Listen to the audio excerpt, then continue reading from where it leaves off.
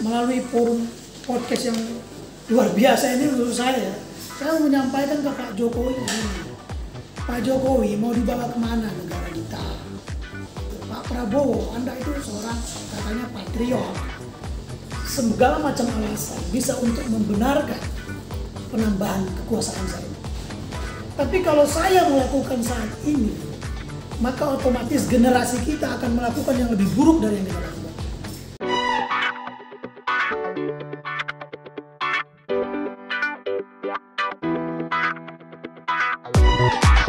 Selamat malam Indonesia, salam gotong royong. Nah, bertemu lagi di podcast channel Rembuk Beres.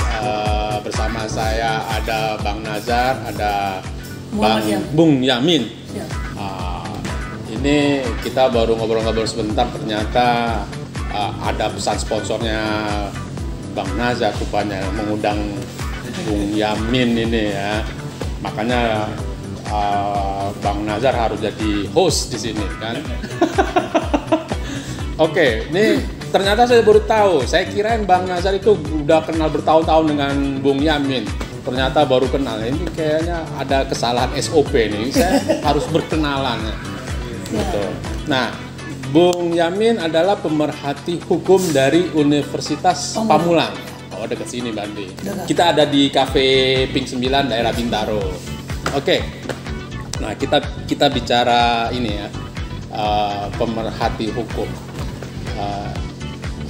Bung Yamin emang dari kapan tertarik sama hukum?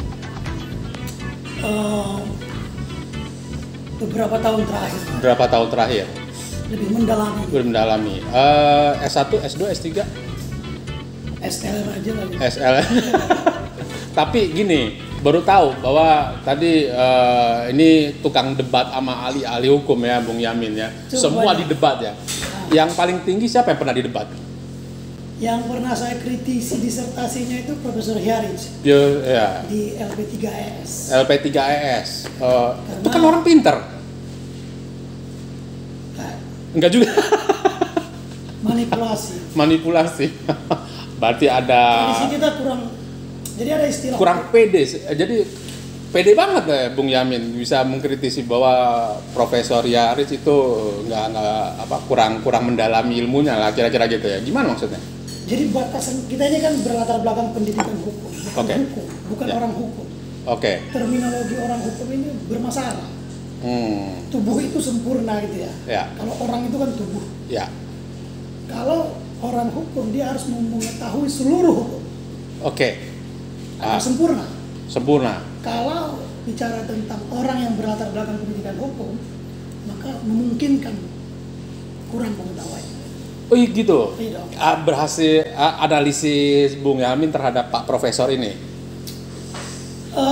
Waktu pembentukan KUHP itu ya, saya baca juga disertasinya tentang asas legalitas nulum crimen nulum pena sine lege itu. Ya. Ditulis tahun 1801 oleh Profesor dari Jerman, Feuerbach. Ya. Diakui secara universal tahun 1813 merujuk kepada pernyataan Profesor Dokter dari Koblenz Jerman, Profesor judul bukunya itu Keinstaat ohne Gesetz.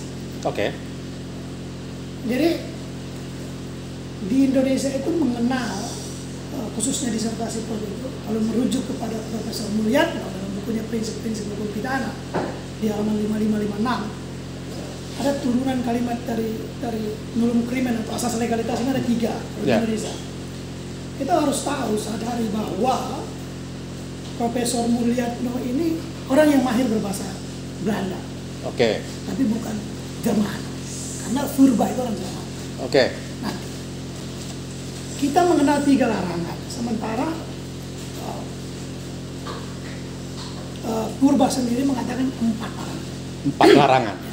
Ada 3, ada 4. Oke. Ada, tidak boleh ada asal hukum berlaku surut. Semua harus ada undang-undang sebelum mengaturnya gitu ya. Oke. Lalu yang ketiga sama lah sama yang dituliskan Mulyatno itu. Satu lagi tidak boleh ada hukum adat di dalamnya gitu. Oke. Artinya gini. Mas dari itu saya sampaikan sama dia karena kalau kita tonton YouTube-nya LP3S itu, dia mengatakan perihal penghinaan presiden yang kita bahas tadi. Dia mengatakan pertama kali dibuat itu tahun 1824 berkaitan dengan India saat dijajah Inggris. Oke. Itu keliru besar. Ya. Purba sudah menulis tahun 1789 judul bukunya Filosofi Juridische untuk das Verbraucherhof. Filosofi juridiksi penghinaan terhadap kejahatan terhadap pemimpin negara. Oke. Saya sampaikan itu keliruan. Jadi ada istilah Jerman begini. No eine neue Gesetz distinguiert alteres Verbandsrecht. Ya. Hukum baru bagaimana hukum lama dipahami. Ya. Jadi Profesor Dr. Siddhartha Mukhtar di dalam diskusi Hati Pena di YouTube Hati Pena itu saya kebetulan ada masuk di situ. Ketika saya bicara, dia mengatakan begini bahwa Profesor Sayatapi mengatakan kalau kita ingin memahami originalitas intens dari hukum kita ini, maka kita harus satu bisa bahasa Belanda. Yang kedua, harus memahami konsep hukum 1500 tahun yang lalu. Oh gitu, Sayatapi. Sayatapi berpesan kepada murid-muridnya, salah satu muridnya Harus Dr. sampai 1500. Siddhartha itu bisa dilihat di Hati Pena. Oh gitu. Nah, berarti masalah bahasa dan masalah berapa lama yang harus kita lihat ke belakang. Pak Profesor salah di situ. Gini, maksud saya begini ya. Tentunya dia bagi orang dia besar, bagi saya enggak. Ya. Biasa aja gitu, bukan Oke. sombong bukan. Oke. Paham. Maksudnya sebagai generasi muda dari Universitas Pamulang, Ya. mempunyai keberanian mengkritik seorang profesor mengenai bahwa beliau salah atau benar. Yang penting Bung Yamin sudah berani mengkritik. Saya kasih contoh satu lagi, Bu. Nah, Ada pasal 359 dan 360 tentang kelalaian culpa. Kalau kita baca bahasa aslinya dalam konsep bahasa Belanda itu, sebenarnya 359 ini bunyinya begini, kalau ditafsir. Barang siapa yang melakukan, yang menyebabkan orang lain meninggal, oke. karena kelalaiannya gitu ya. Barang siapa yang menyebabkan kematian bagi orang lain dipidana 1 tahun atau 9 bulan. Sedangkan 360 ayat 1-2, barang siapa yang menyebabkan luka bagi orang lain dipidana 5 tahun atau 1 tahun. Oke, ada dua. Ketika ditafsir ke dalam bahasa Indonesia, dua-duanya sama. Lalu doktrin hukum ini berbeda. Doktrin hukum 359 ini kumpos, kemalangan, sedangkan 360 itu culpa, lalai. Ya, penyebabnya beda. Ya, satu ini kemalangan, kita sudah hati-hati, tapi ada hal lain yang menyebabkan kita jadi mencelakai orang lain, bahkan mati. Ya. Di Eropa termasuk di Jerman disebutkan oleh Profesor I.A. van Diense tahun 1824 dalam buku Stahlrecht. Bukan Stahlrecht ya, pakai G dia, bukan Recht pakai itu. Tidak dihukum ini, di Inggris tidak dihukum, Italia tidak dihukum, Belanda sendiri tidak dihukum. Karena kemalangan. Kalau lalai beda lagi. Beda. Okay. Karena ada kesengajaan, tidak hati-hati, dan tidak tahu hukum. Oke. Nah, berarti ini kegagalan profesor. Sama seperti di Indonesia saat ini. Ya. Ini kan kegagalan profesor. Berarti gini, pertanyaan saya, artinya pengen mengukur Bung Yamin ternyata ilmunya banyak. Oke, balik lagi yang undang kan Siap, Bang Nazar. Kalau kita bicara hukum ya, ini kan Indonesia mengadopsi hukum Belanda kan. Sedangkan Belanda ini kental sekali dengan nilai dasar feodalis. Kolonialis. Iya, itu ya kolonialis dan feodalis tentunya, karena memang kerajaan. Itu hukum kerajaan yang digunakan gitu untuk bagaimana memenangkan sisi Belanda pada saat itu. Bukan dinasti. Bukan. dinasti ini gini, dinasti itu dalam kaitan kerajaan itu masuk setelah masa itu. Tetapi dalam ini kita melihat daripada diskusi politik dan hukumnya di situ, bahwa politik dan hukum yang ada di Belanda ini pada saat diterapkan di Indonesia ini kan bagaimana hukum kerajaan itu bisa memenangkan penguasa pada saat itu, mengamankan kekuasaan. Nah, sedangkan ini kita ada satu yang berbalik ketika nilai-nilai dasar demokrasi yang masuk di Indonesia itu tidak bisa mencerminkan nilai dasar hukum itu sendiri.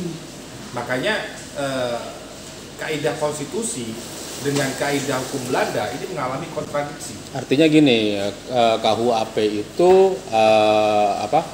kekuasaan di penguasa. Kalau Undang-Undang Dasar 45 kekuasaan itu di rakyat. Maksudnya begitu kan? Iya, betul itu. Betul. Ini kan undang-undang orang awam sebenarnya. Ya, bahasa sederhananya kan gitu. Jadi undang-undang yang warisan Belanda itu diciptakan karena mindsetnya adalah kekuasaan. Begitu kita merdeka, bahwa ruhnya untuk bangsa Indonesia bahwa kekuasaan itu di tangan rakyat, gitu. Iya, makanya gini, saya coba mengambil gini, apakah memang konstitusi yang ada di Indonesia ini sudah cukup untuk melindungi warga negara dengan ada banyak sekali frame ketidakadilan di situ. Ya. Frame-nya. Ekonomi segala macam. Iya, seperti itu. Menurut pandangan Bung Yamin gimana? Baik, sebenarnya konstitusi ini merujuk kepada asas-asas universal. Oke. Ya. Bung Karno. Ya, mungkin kecerdasan. Oke, rame-rame itu ya. Pemikiran pendiri bangsa kita lah, ya. Karno, segala macam itu ya. Kalau dalam bahasa konsep Jerman dan Belanda ini Gesetz disebutnya. Oke. Johann Gottlieb Fichte, filsuf dari Jerman itu dalam buku Das System der Rechtslehre mengatakan, Das Praktische Gesetz ist ein Doppelgesetz. Hukum secara prinsip ada dua. Satu, memerintah tanpa syarat dalam kategori hukum moral. Hukum moral ini diletakkan pada undang-undang dasar atau Gesetz tadi. Moral ya? Ya. Oke. Dia membatasi kita dengan sangat abstrak, kehati-hatian. Ya. Satu lagi, memerintah dengan syarat dan konsep undang-undang yang lebih spesifik sifatnya. Oke. Ya. Undang-undang dasar ini yang mengatur kedudukan presiden, pejabat-pejabat negara. Tentunya ini berlaku untuk seluruh rakyat. Tuh. Dalam pembatasan masyarakat secara umum. Dari rakyat awal, contoh pasal 28 J2 mengatur kita tentang demokrasi. Ya. Pembatasan demokrasi yang sangat abstrak. Di situ dituntut kehati-hatian kita bersikap terhadap masyarakat lain, gitu. Ya. Yang berbeda-beda tadi. Nah, pejabat negara dalam pemerintahannya, baik yang terendah hingga tertinggi, khususnya presiden, dia kan menjadi contoh utama, menteri segala macam. Makanya ini dibuat dengan kebijaksanaan sebenarnya perdebatan. Ini yang disebut dengan open legal policy. Hukum terbuka tadi abstrak. Jadi dia tidak bisa ditafsir apa yang tersurat semata, melainkan apa yang tersirat. Harus dua-duanya, tersurat apa tersirat? Oke, paham. Ya, contoh begini. Equality before dulu kan diatur tuh di pasal 27 ya. Ya. Kesetaraan manusia di depan hukum setiap masyarakat. Saya dengan anak Pak Jokowi, Gibran pasti nggak sama di depan hukum. Kita nggak setara. Di mata hukum sama, tapi tidak setara. Nah, sebenarnya konsep utama ini diambil dari konsep Romawi. Ditulis oleh Hage tahun 1850, judulnya Post Liminium Fictio Legis Juliae. Ini ambang batas tentang batasan-batasan bernegara, bahwa masyarakat non-Romawi, masyarakat Romawi dan non-Romawi, Julia dan non-Julia, gitu, pada dasarnya tidak sama di hadapan hukum. Saya dan Abang dan Bang Nazar tidak sama di hadapan hukum, tergantung status sosial. Karena background. Tapi kedua-duanya harus bersepakat tidak boleh melanggar hak dan tidak boleh melanggar hukum. Setara dengan hukum. Oke. Di dalam buku itu di halaman 6 disebutkan di bagian paling bawah sebelah kanan. Nah, jadi Undang-Undang Dasar ini undang-undang moral. Ini juga diterangkan oleh almarhum Anang Buyung Nasution, diinterview oleh Melissa Crouch dalam buku Indonesian Constitutional Democracy in Indonesia. Bahwa kenapa dibuat namanya Undang-Undang Dasar, tidak dibuat undang-undang moral, agar sifat sakralnya itu hilang gitu. Dia mampu dirubah, dia bisa dirubah. Oh, bukan UUM tapi UUD. Ya. Oke. Agar sifat sakral Undang-Undang Dasar itu hilang. Jadi untuk kepentingan masa depan dia bisa dirubah oleh seluruh elemen negara, kan gitu ya. Kan nggak bisa diubah oleh. Oh, makanya terjadi setelah reformasi bisa diamankan. Ini abstrak dia. Kalau Profesor Neil McCormick dalam buku Legal Reasoning and Legal Theory itu mengatakan ada sifat menarik dari undang-undang ini, dari sifat hukum ini, sifat yang merayu. Kalau kita merujuk kepada Han Kelsen ini, hukum murni, teori hukum murninya ini, ya, fiksi hukum itu kan di sana. Fiksi hukum itu berkaitan dengan bahasa yang abstrak, bahasa yang lembut. Tujuannya jangan ditafsir berdasarkan kognisi atau sifat serakah gitu. Oke. Kalau ditafsir dengan sifat serakah, kacau masyarakatnya. Oke. Nah, di situ juga kalau kita baca pasal 7A Undang-Undang Dasar, Presiden dapat dipidana bla bla bla bla melakukan perbuatan atau melakukan perbuatan tercela. Ya. Apa batasan tercela itu? Nggak ada. Artinya gini, kalau saya membaca undang-undang peraturan, kalau saya membaca dan di kepala saya tidak ada niatan serakah, saya bisa menginterpretasikan undang-undang itu lebih kontekstual gitu. Nah, kalau kita bicara tentang MK, keputusan MK, Menarik. nah kita ngelihatnya kan ada terjadi tadi tuh, ada keserakahan. Keputusannya itu ada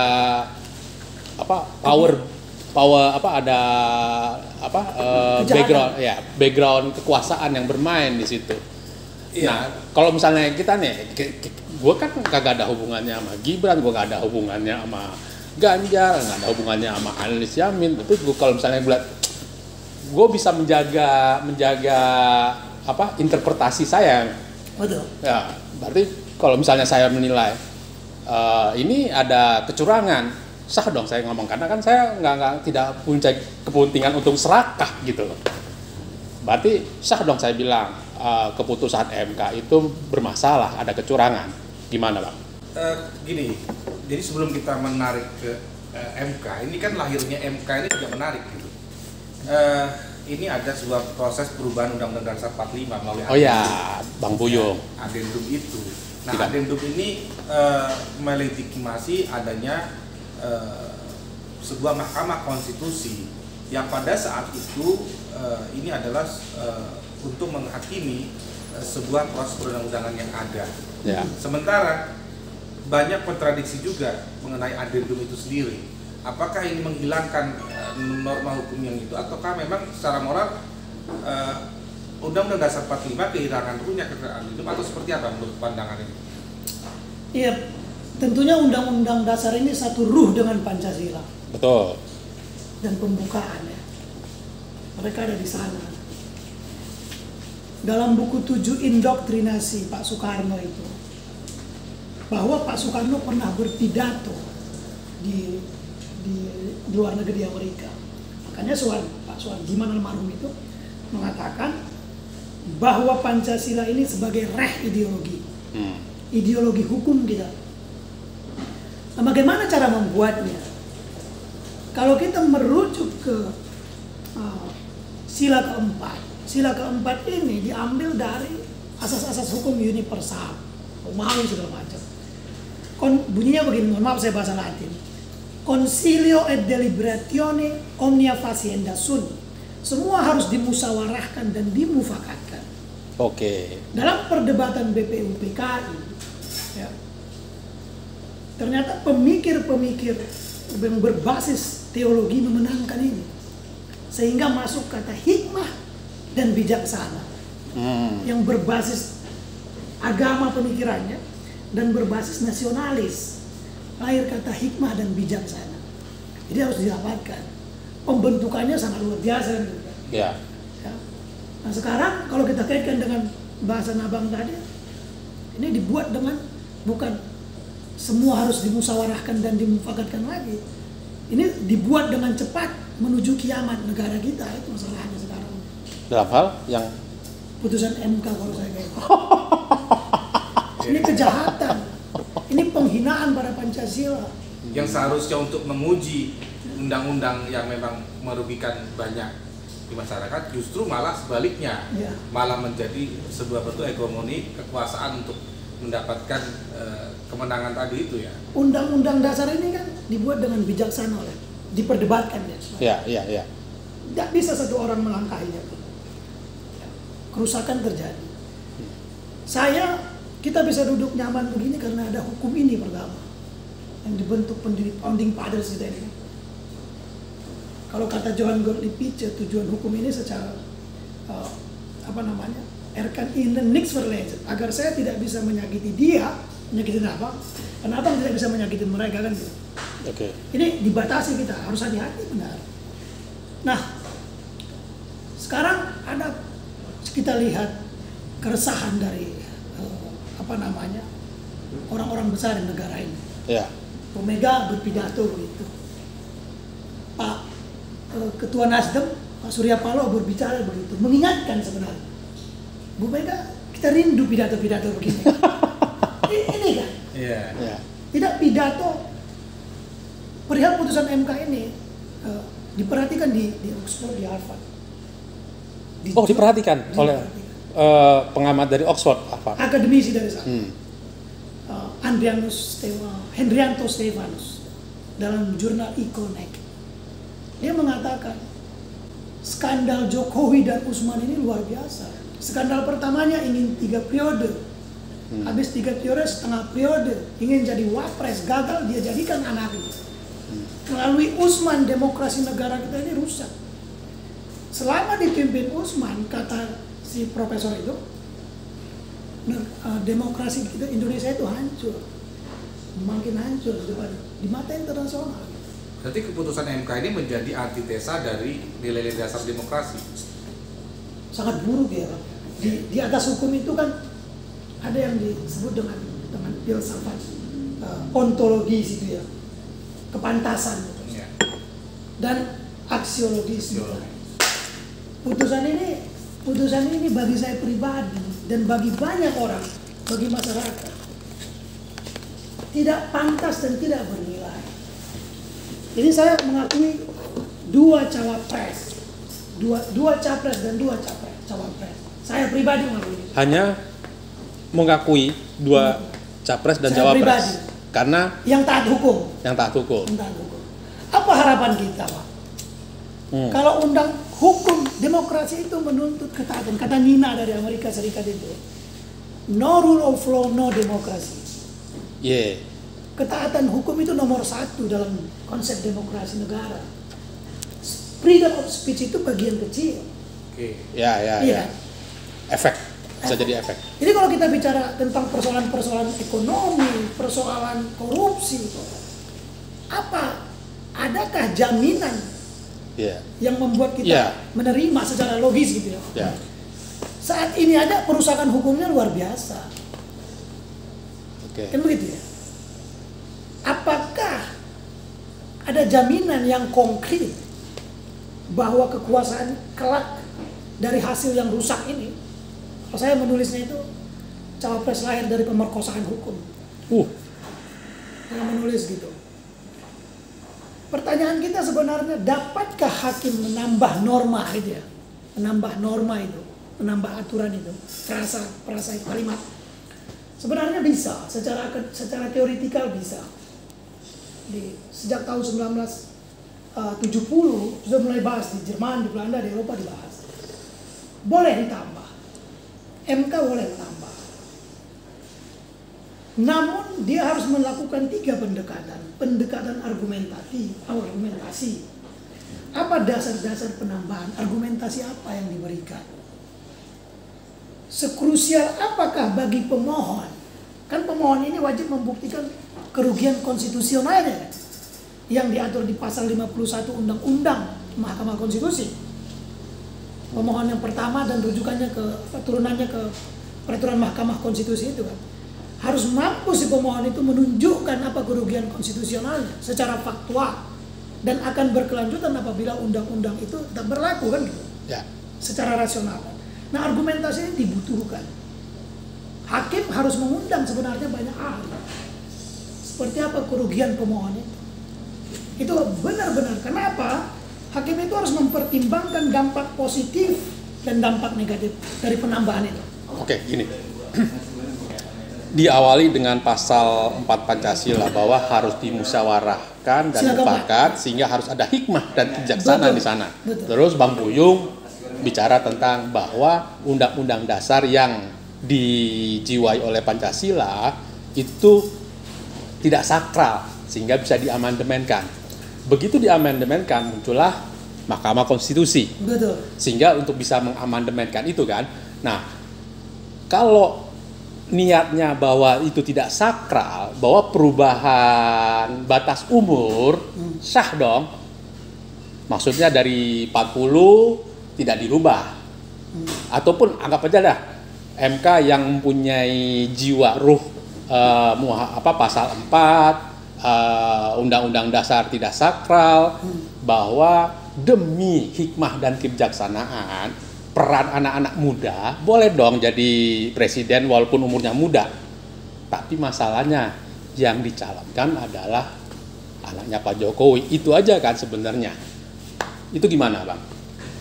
Kalau misalnya ini tidak ada nama Gibran yang kemudian untuk meloloskan Gibran, tapi kan hikmah kebijaksanaan, MK, konstitusi, umur 40 kalau misalnya bukan Gibran, apakah ruhnya sama dari pasal 4 menjadi undang-undang dasar bahwa tidak sakral, bisa di MK-kan.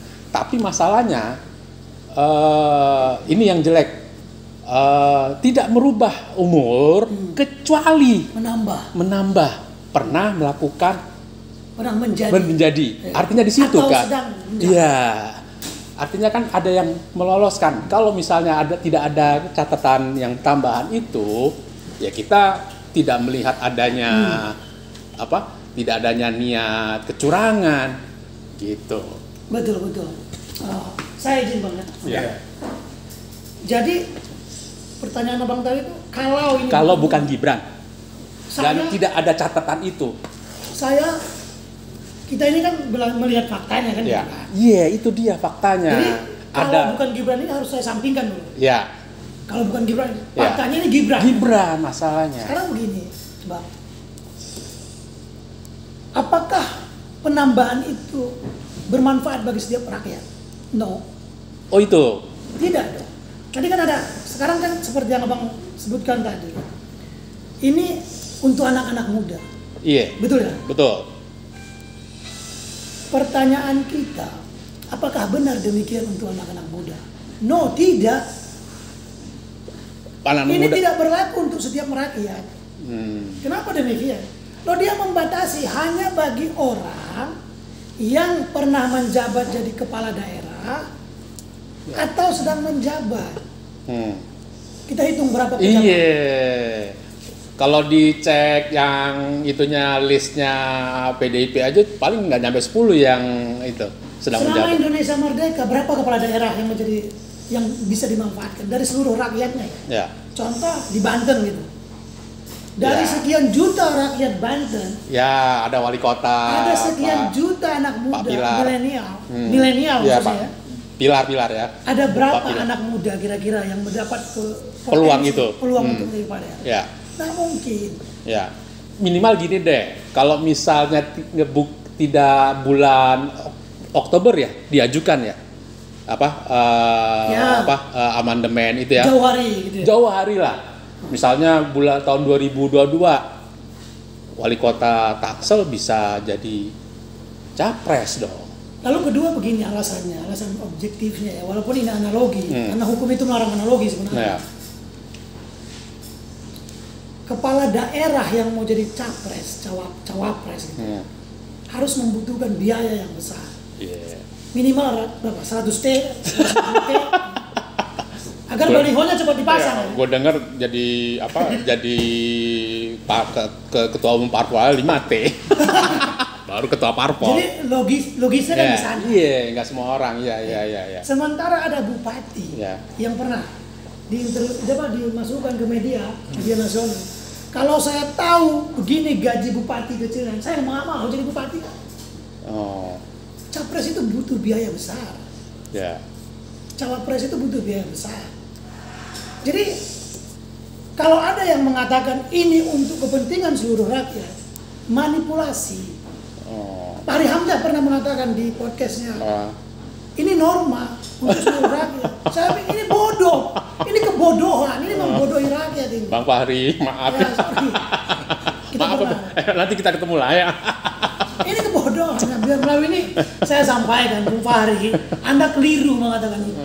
Ya. Tonton podcast gotong royong ini kan. Yuk, kita bergotong royong. Jadi kalau kata Pak Soekarno, balik lagi ya. Dalam konsep gotong royong itu ya, adanya kesamaan antara ucapan dan action. Kalau tidak dia hanya lip service itu, ya Pak Soekarno. Jadi ini udah terbanyak. Kalau nggak, kalau cuma rembuk doang ya nggak beres-beres. Kalau Pak Soekarno hidup saat ini dia panggil mungkin Pak Jokowi, kamu ngapain negara ini? Kita sedih kan, sebagai orang yang belajar itu ya. Saya bilang, iya kita belajar ya. Menyedihkan. Kita ingat George Washington ya, dicatat dalam buku George Crowell, The Failure of the President, kegagalan presiden-presiden. Oh ya. Gimana tuh gimana? Kegagalan. Jadi saat itu kan negara itu hutangnya banyak dari Prancis. Ya. Amerika itu banyak hutang terbesar. Ya. Lalu ingin memindahkan ibu kota baru. Ada mirip-miripnya, mohon maaf ya. Okay. Karena harus membayar hutang, Menteri Keuangan saat itu Alexander Hamilton memberikan laporan kepada Menteri. Pak Presiden, tahun depan kita kekurangan duit nih, itu bayar hutang, bunga hutang. Kalau sekarang gitu ya. Apa yang harus kita lakukan? Naikkan pajak rakyat. Wih, gagal. Whiskey rebellion, tax. Pembatasan terjadi. Ya. Pembatasan. Ini bisa jadi prediksi ya? Jadi maksudnya kenaikan begini. pajak itu ya? Jadi maksudnya begini. Ada pesan yang luar biasa dari George Washington. Saat itu dia disuruh 3 periode. Menambah periodenya. Yeah. Atau mungkin ngasih sama anaknya. Ya. Dia bilang begini. Segala macam alasan bisa untuk membenarkan penambahan kekuasaan saya ini.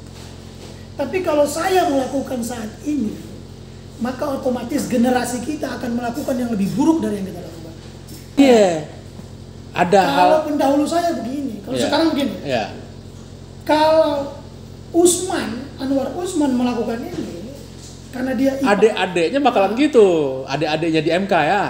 Mungkin 15 tahun yang akan datang, ini kan cucunya sudah besar nih. Iya. Gue selamat. Kalau Prabowo Subianto menikmati, kalau begini ya, apa yang disebutkan oleh dari jurnal Oxford itu ya. Iconic itu, Hendrianus Stephanus itu, dia katakan ini kerusakan demokrasi melalui pengadilan Mahkamah Konstitusi dan didukung oleh penjilat-penjilat Jokowi. Ya. Banyak lagi. Bandang lawan ya. Ini tentunya demokrasi ini kan berpengaruh kepada ekonomi, investasi. Berarti kalau saya menjadi hakim MK, saya pasang badan saja, yang penting saya bisa memutuskan dan memenangkan seseorang gitu ya. Kan ini kan perannya cuma sebentar kan? Artinya gini, ketua hakim MK mempunyai kekuasaan absolut dalam memutuskan, kan gitu. Jadi ketika saya ingin memenangkan sesuatu, saya menjadi hakim MK misalnya seperti itu kan.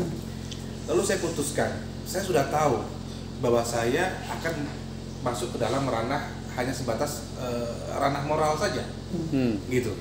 Dan pasang badan di moral ya, ngacak-ngacakin moral ya. Merubah putusan apapun. Nah, apakah ini yang disebut dengan keadilan sisi MK itu gitu loh. Ini kan sebuah mahkamah tertinggi yang kita anut ya. Bukan mahkamah keluarga ya? Bukan mahkamah keluarga.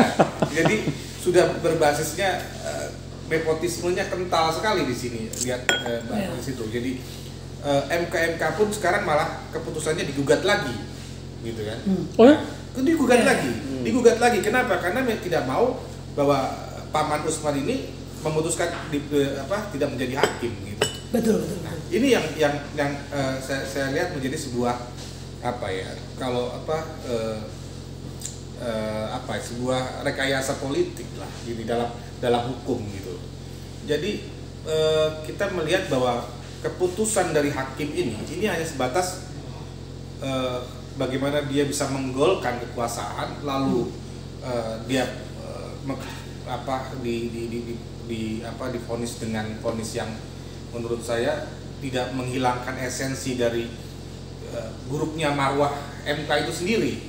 Nah ini gimana? Apakah memang kajian MK ini sudah hanya sebatas itu? Ataukah memang ketika vonis terhadap Paman Usman ini dikeluarkan, itu otomatis bisakah mencabut dari keputusan MK tersebut? Banyak tuh yang mau bertanya tuh sebenarnya. Putusan MK tadi. Iya, MK, Mahkamah Kehormatan MK, apakah bisa membatalkan? Karena pakar-pakar sekarang dari terutama dari itu menggugat lagi ke MK, gitu loh.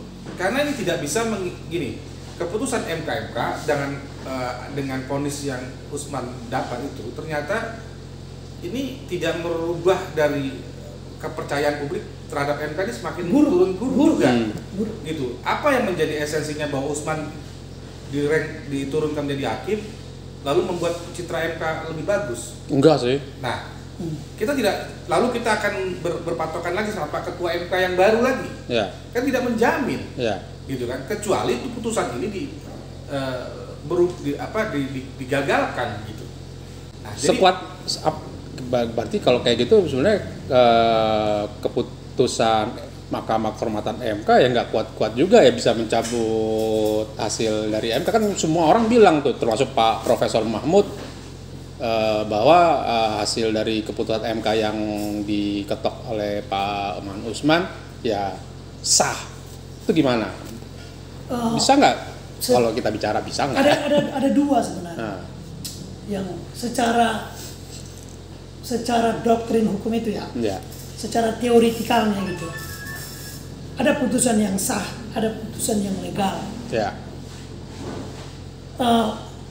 Kalau kita merujuk kepada Han Kelsen mengikuti dua pendahulunya, Hume dan Immanuel Kant, bahwa putusan yang sah itu ya harus mengikuti aturan-aturan yang berlaku.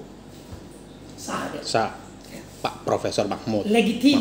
Legitim. Itu mungkin pemahaman Profesor Mahmud ya, sehingga dia mengucapkan sah. Lalu putusan yang legal itu seperti apa? Putusan legitimus namanya dalam bahasa Prancisnya. Putusan itu dibuat dengan suka-suka oleh paman gitu ya, tanpa mengikuti aturan. Dia legal. Kenapa? Karena dilahirkan dari lembaga negara yang diakui.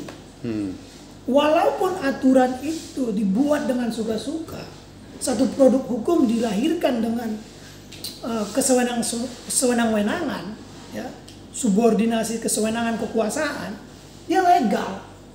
Wajib rakyat, saya bilang, bukan wajib.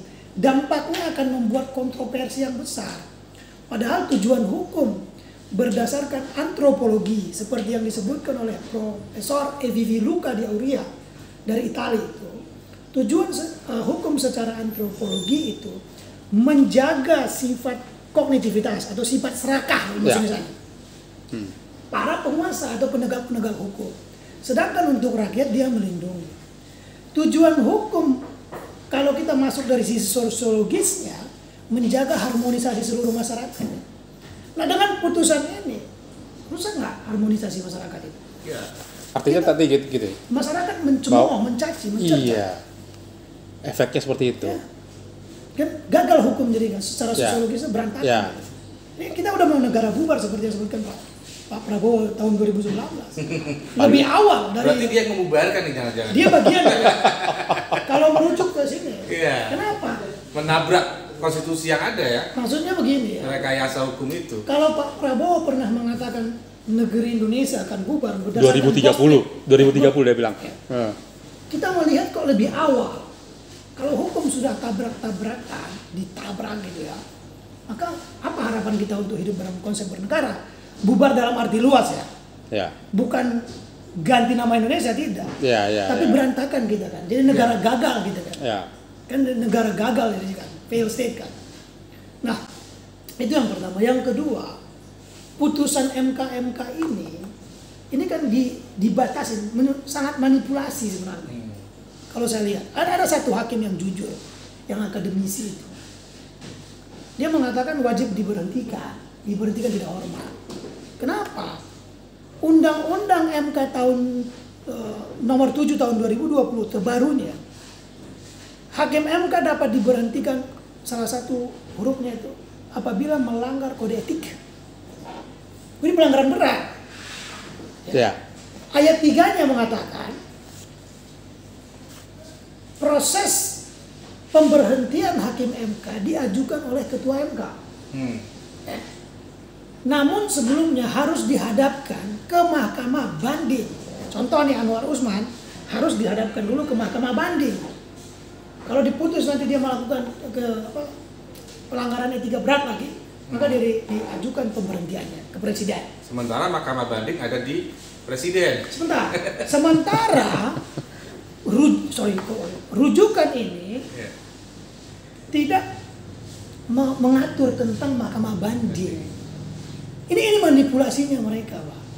Jadi saya buat hukum itu di Indonesia, saya lihat gini nih ciri-cirinya nih.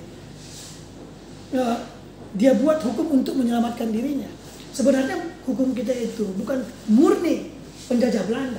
Minimal 3 penjajah. Romawi. Kenapa demikian? Asas hukum kita merujuk pada Romawi. Hukum kolonial Prancis. Kalau kita buka buku asli pidana kita itu, situ ada dalam kurungnya setiap pasal demi pasal dijabarkan. Ada CP, contoh nih, pasal 48 gitu ya, tentang pembunuhan karena memaksa gitu ya, overmach. Di dalam kurungnya CP pasal 64 gitu. Kode penal itu merujuk kepada Prancis. Lalu Belanda, waktu Prancis menjajah Belanda, Belanda membawa ke Indonesia. Jadi ada 3 penjajah. Berarti hukum kita itu cucunya Prancis ya? Cucunya penjajah. Cucunya penjajah. Nah ini dilanjutkan. Jadi begitu kan konsepnya. Iya.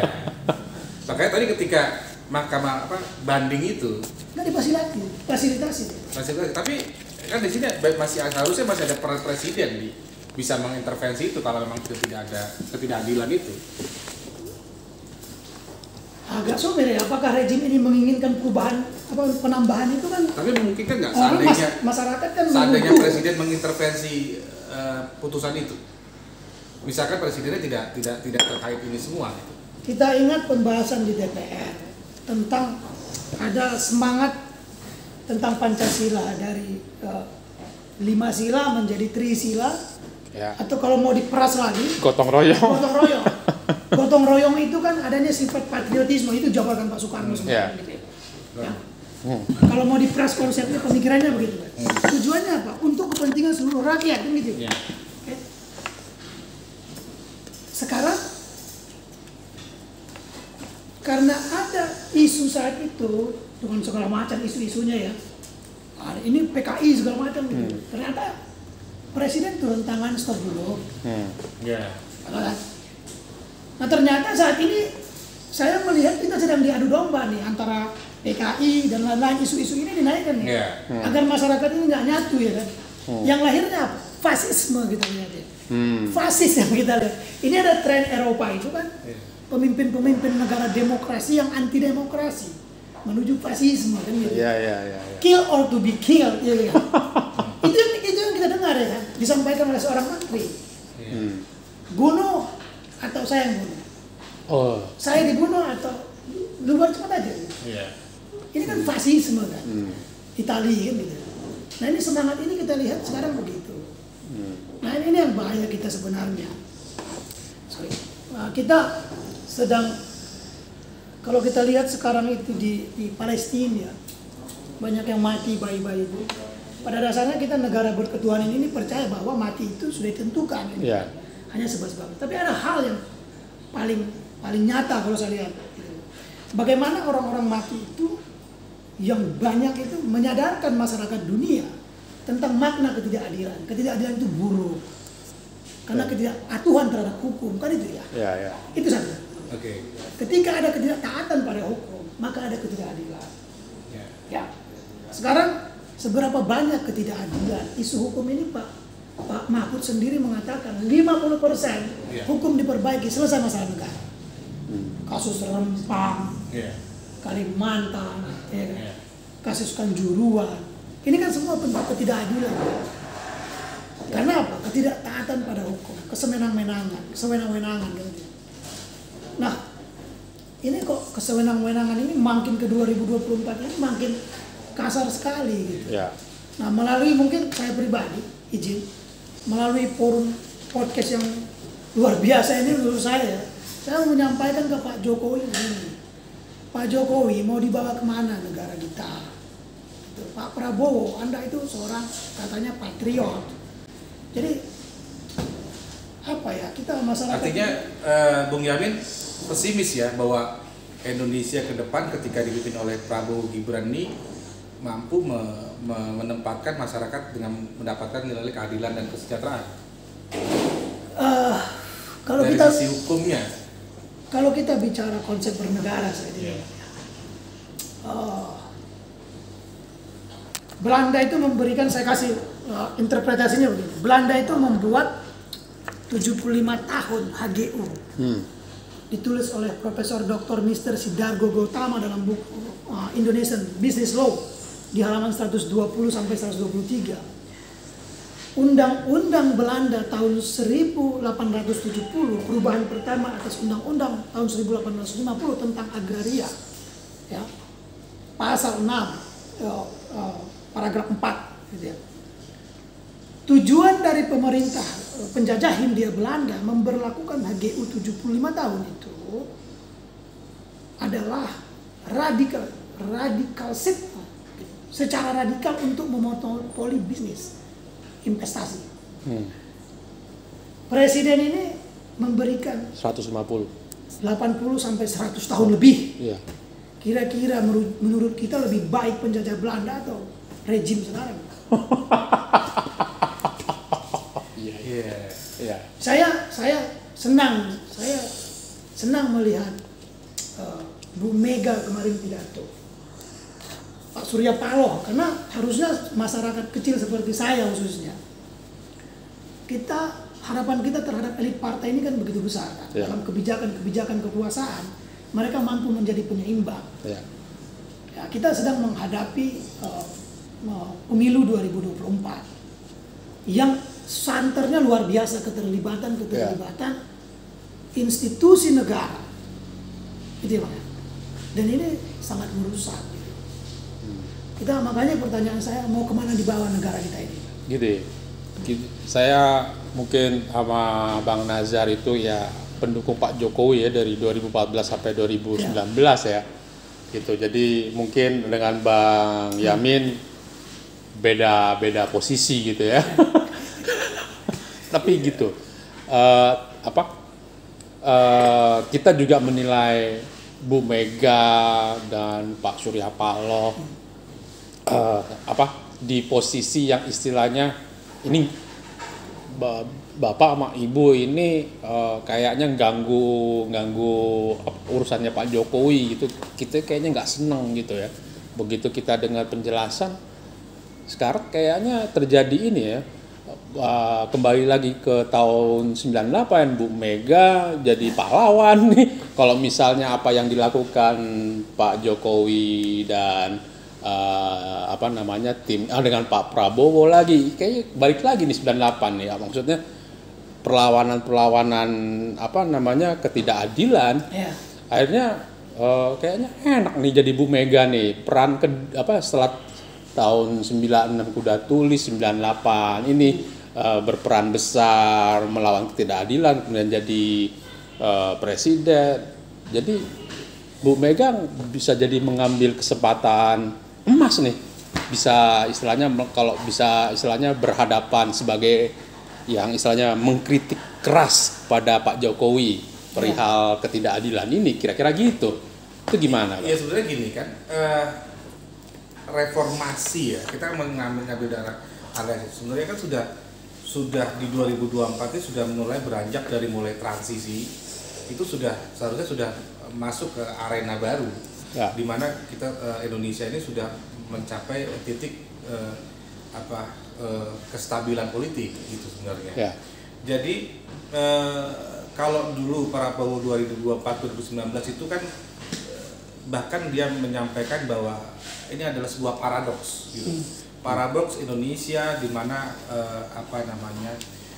proses HAM, hukum dan segala macam itulah yang harus dibenahi lah, walaupun Pak Prabowo ini masuk dalam kasus itu, ya, tetapi ada niat untuk menyelesaikan arti gini, dengan arena itu diakui sebagai sebuah paradoks. Ya. Nah, tetapi di sini dia munculkan kembali rekayasa hukum yang ini menjadi sebuah antitesa dari konstitusi, gitu loh. Jadi jelas bahwa proses kontestasi ini sudah diwarnai oleh sebuah antitesa dari demokrasi itu sendiri. Ya. Nah, masyarakat akan menjadi pesimis ketika paslon-paslon ini menggaungkan perubahan ya. Dari sisi ini menggaungkan perubahan, ada yang menggaungkan percepatan, ada yang melanjutkan. Nah, ini menjadi rusak semua. Ya. Jadi jargon-jargon itu menjadi rusak ketika Pak Jokowi yang dianggap orang 80% memuaskan masyarakat, ya.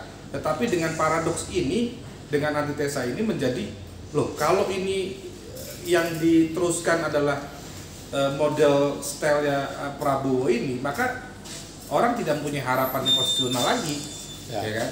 Lalu di sisi Pak Ganjar dengan percepatan itu juga melihat ini pembangunan ini kita mau lanjutkan dengan percepatan, tetapi nilai-nilai dasar hukumnya dilemahkan, gitu.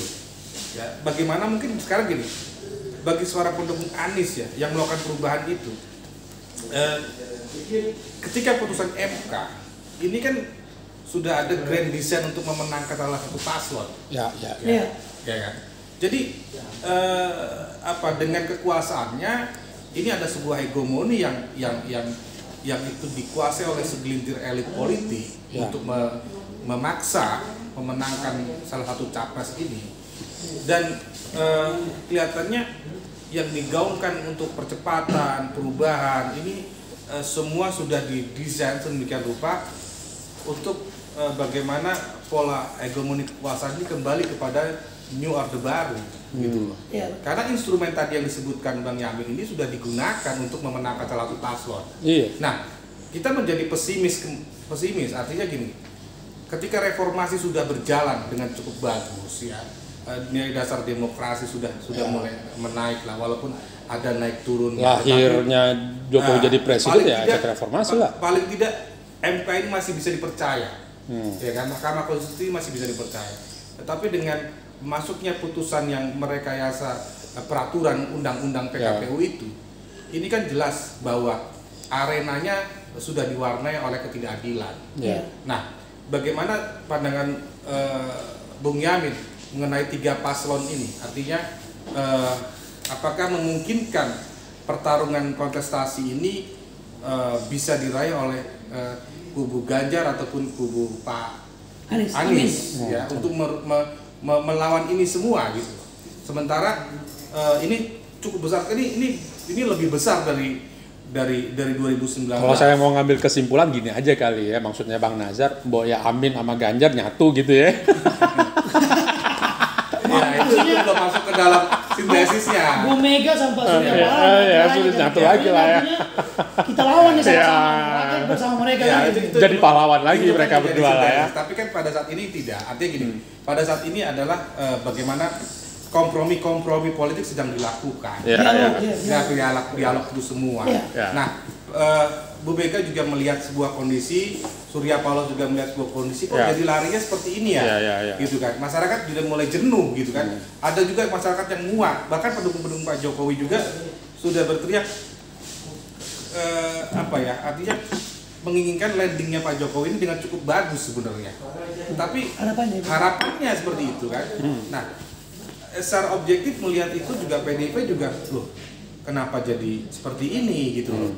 Ini yang menjadi tanda besar gitu. Ternyata apakah memang ini ada oligarki yang memang ingin merubah Indonesia menjadi lebih buruk atau seperti apa ini kalau menurut pandangan Bung Yamin? Iya, kalau kita bicara harapan Bu Mega dan Pak Prabowo itu melakukan dialog konsolidasi gitu ya. Sebagai masyarakat, dari pidato-pidato mereka itu saya lihat ada harapan gitu. Saya tidak menginginkan negara ini seperti 98. Kita rugi semua kan. Ya kan. Namun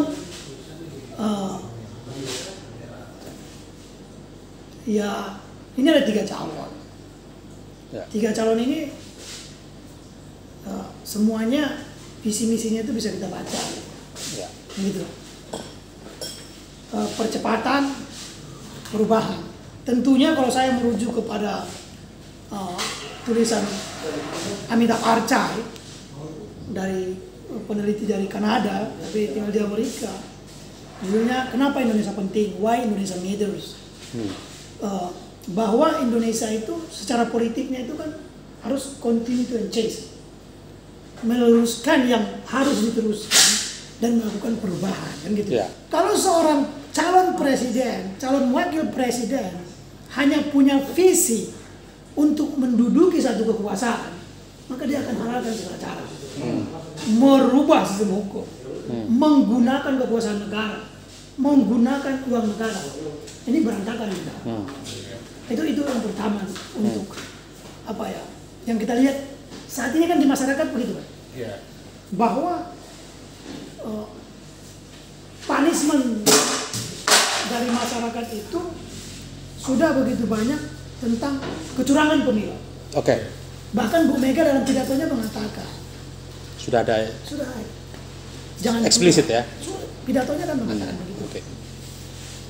Berarti nilai dasar demokrasi tidak bisa serta-merta bahwa menyajikan sebuah calon lalu dipilih oleh masyarakat itulah demokrasi gitu.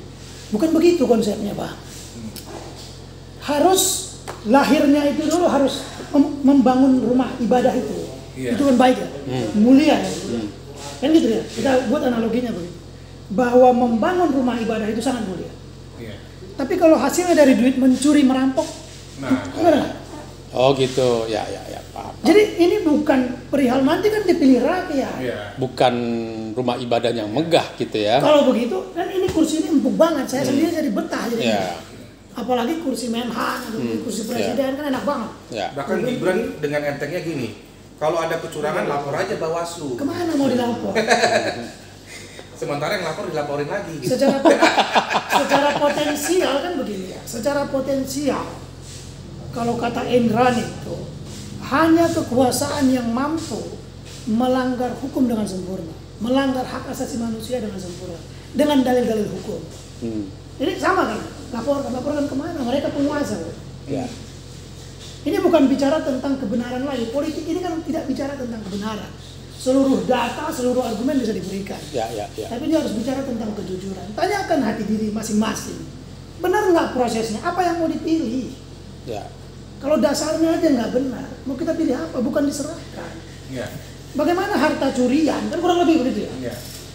Motor curian atau mobil yang dicuri, pencurinya ini sudah bermasalah nih.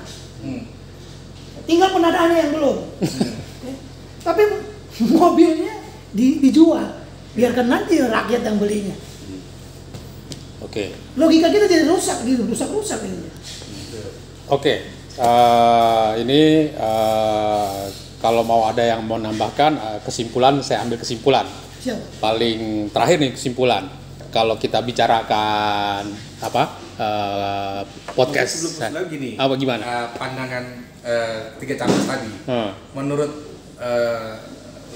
Bang Yamin, dari tiga kontesan ini kira-kira yang berpeluang untuk bisa merubah kebobrokan hukum ini siapa nih yang bisa? Dua. Karena saya satu tidak akui, saya pribadi. Oh. Karena lahirnya bisa ganja, bisa. Kan begini ya Pak. Ada yang disebut dengan toxic leader, pemimpin beracun. Ditulis oleh Jan Lukman Blumen bahwa seluruh pemimpin itu memiliki racun tersendiri. Ya. Racunnya itu maksudnya adalah mereka tidak akan mampu melaksanakan janji-janjinya 100%. Ya. Tapi harus kita ukur antara, ya kita buat barometernya 60 kah? Ya. 65 kah? Sudah bisa dianggap. Karena ada perubahan segala macam dengan kondisi alam geopolitik global gitu ya. Itu kan berpengaruh. Ya. Tapi yang paling buruknya begini. Pemimpin yang racunnya sangat banyak. Awal-awalnya itu menggoda, merayu. Pada akhirnya dia manipulasi, merusak.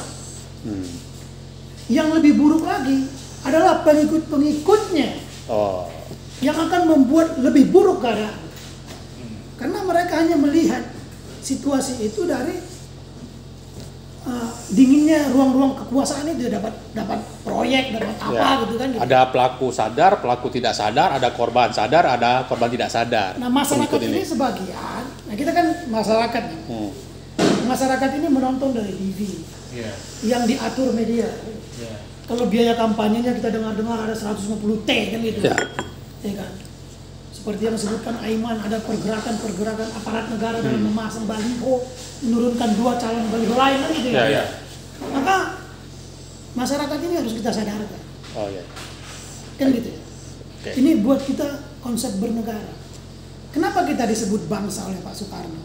Dia kan merujuk kepada ada 3 rujukan dia. Yang paling utama itu kan Otto Bauer dari Jerman. Apa yang disebut dengan bangsa?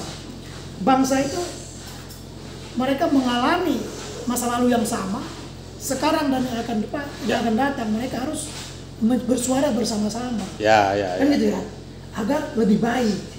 Nah ini perihal 2 capres tadi ini.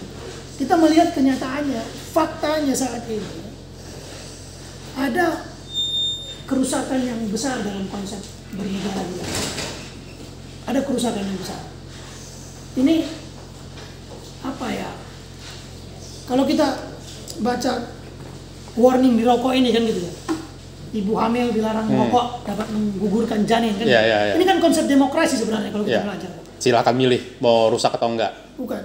Jangan kalau kayak merujuk ke John Stuart Mill tentang konsep demokrasi. Jangan hembuskan air beracun, udara beracun, makanan beracun. Kenapa? Janin bangsa bisa gugur. Perusakan sistem hukum ini akan membuat keguguran besar di janin bangsa kita, generasi bangsa kita. Itu masalahnya. Maka kita harus sama-sama menyuarakan ini. Kecurangan ini, bagaimana kita menolaknya? Tapi kalau merujuk dari 2019 kan gini, dulu Pak Jokowi dinilai juga curang oleh Prabowo. Tapi ketika masuk ke dalam arena sistem yang dibangun oleh Pak Jokowi, sementara sekarang Prabowo menikmati itu yang dulunya bersuara mengenai paradoks Indonesia, perubahan Indonesia dan lain-lain gitu ya.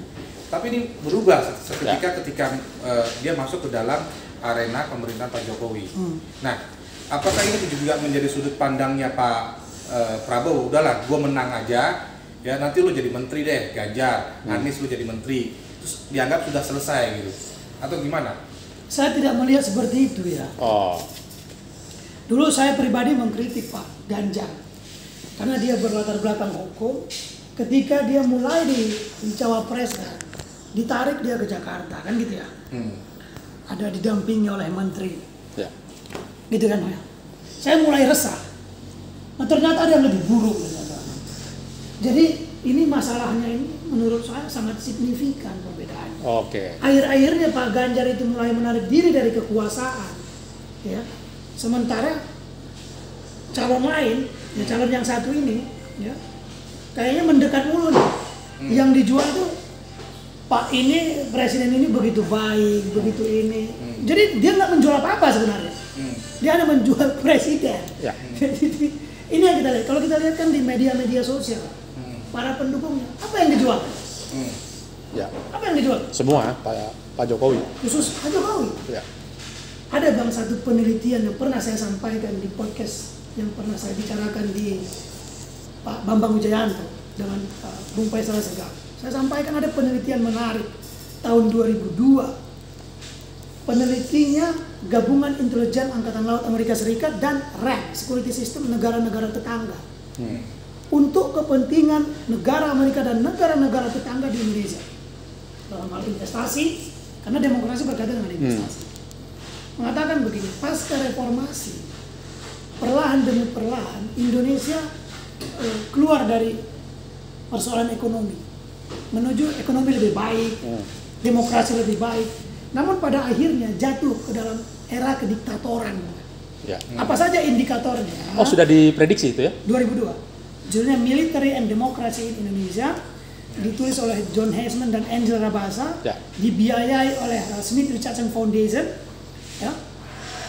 Indikator yang mereka buat begini: tidak terpilihnya pemimpin sipil yang kompeten, satu. Dua, Keterlibatan Orde Baru, orang-orang Orde Baru masih. ya, Kemenhan tidak dipimpin oleh orang yang kompeten. Militer terlibat dengan korupsi. Orang-orang dulu yang berkuasa di Orde Baru diberikan kewenangan yang luar biasa, sehingga mereka mempraktekkan kembali apa yang mereka dapat, dan itu kayaknya Ya. kira-kira ada nggak?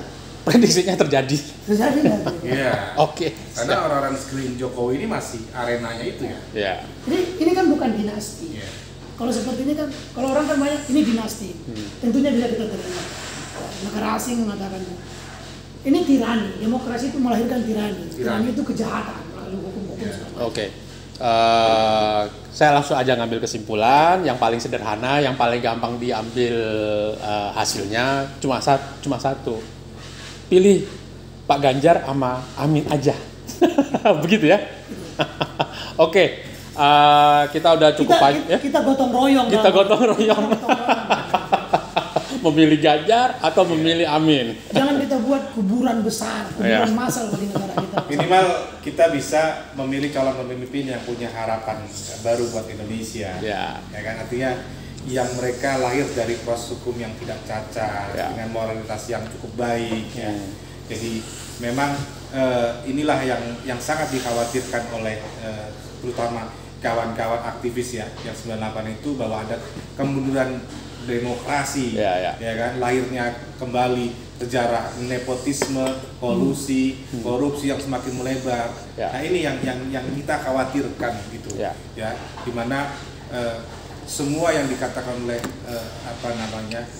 kawan-kawan kita semua, bahwa kita tetap memperjuangkan nilai-nilai dasar demokrasi dengan tegaknya hukum.